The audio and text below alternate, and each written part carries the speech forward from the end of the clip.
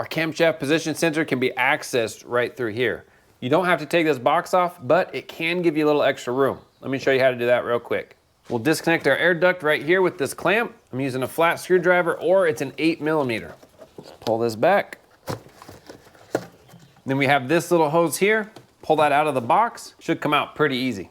Now the whole box is just held on with grommets. So if we wiggle and pull up, it should separate. And that's it. And that gives us so much room. Let me zoom you in on the sensor. Right here's the front of our valve cover. If you just follow it straight down, we have this gray electrical connector. That's to our sensor. Let me set you up.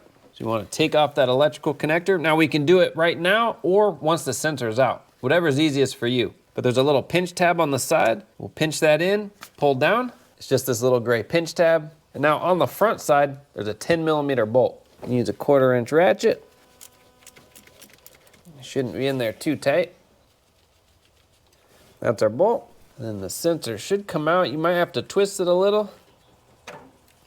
That's it. There we go.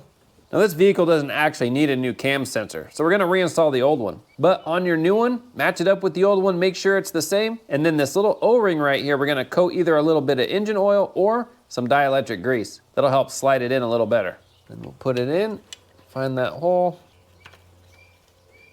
Just wiggle it till it falls in. There we go. We'll get our bolt. Might need to twist it just a little to get that hole to line up. We'll snug it up. We'll just make it nice and snug, not too tight. Throw our electrical connector on. Sweet, not too bad. On our box, I recommend a little bit of dielectric grease on our studs that go into our grommets. It'll just help it slip in a little better and out in the future. We'll get that lined up. Kind of feel those grommets. Make sure they go into their spot.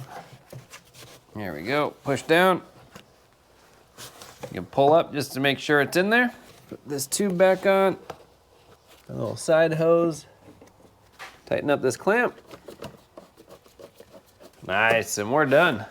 I'll have links in the description for all the parts and tools needed. If you have any questions, comment, post down below. Work safe, have fun. See you on the next one.